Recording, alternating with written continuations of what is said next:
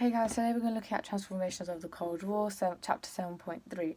So what was the Berlin Wall? It was built in 1960s, 1961, and people originally had free movement. They could go from the east to the west and west to the east. However, people started leaving to go to the west and not coming back from the east. This led to brain drain, and mainly because of the fact that west were more developed and people thought it had a higher quality of life. So people were going, not coming back. The educated, skilled workforce all were gone from the east to the west, as well as the fact that it was very shaming for Khrushchev because it showed that capitalism was better than communism and people were not coming back. This led to Khrushchev obviously ordering for a barbed fence to be built, and that was quickly replaced with a concrete wall, and it prevented free movement. Many families were disturbed and they couldn't cross, and this led to a lot of chaos.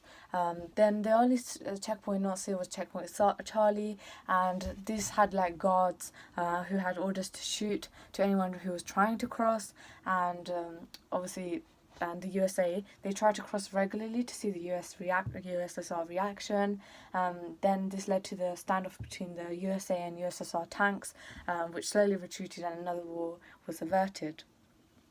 The West saw it as a prison wall, the East saw it as a protective wall.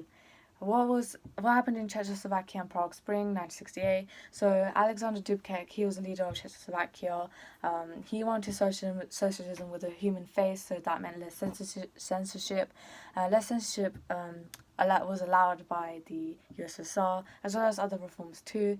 However, this meant the rise of radical ideas, for example, against communism, and this was known as the Prague Spring. The USSR didn't tolerate this. They didn't want anyone publicly criticizing communism, so they removed Dubček from power.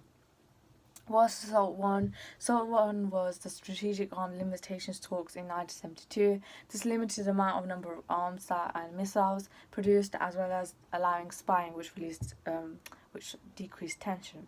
Now we're going to look at the Cuban Missile Crisis. The Cuban Missile Crisis was, Cuba was obviously a holiday destination, very close to very close to America. Very, very close. So USA was communist, capitalist. So obviously Cuba had to be capitalist, or it would be very shaming. So Cuba, originally led by Batista, however then replaced by Fidel Castro. Fidel Castro was a leaning communist, however he wasn't fully communist.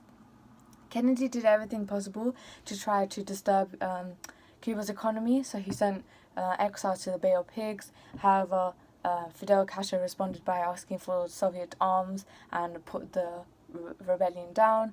And historians argue that maybe it would have been that was a bad choice because it led to Fidel Castro supporting communism more. So that was the Bay of Pigs. Now the actual crisis was where the USSR publicly accepted that it was going to be supplying Cuba with arms, so it started sending arms. 20 Soviet ships were seen by the U-2 spy planes, so Kennedy was advised by ex-com, who was his advisors, to order for a blockade. So a blockade was put, and so letters were passed from Kennedy to Khrushchev to Kennedy about removing their ships, and both of them retreat. However, obviously there was also disagreements. It would have been seen as an act of war. I think one man saved the world from destruction. So Khrushchev said that he would remove his ships if Kennedy removed it from Greece and Turkey, so they did the same. They both retreated. Kennedy was seen as a baby, too soft. Khrushchev was seen as a peacemaker. So Kennedy was later removed from power, and obviously Khrushchev still lasted. And some effects of this was obviously the fact that Cuba was still communist. It was still communist based. It was still armed in like fear of the USA attacking. Very shameful for the USA. It was like having a communist ally in their backyard because Cuba was so close. And a temporary hotline between USA and USSR was set up. And a nuclear test ban treaty was signed in 1963. So what was the Brezhnev Doctrine? So the Brezhnev Doctrine, Brezhnev was a new leader of the USSR after Khrushchev.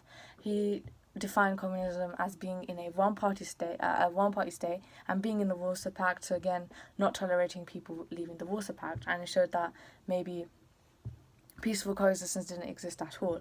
So, and he also said that if any country was if communism was under threat, then the USSR would have to interfere.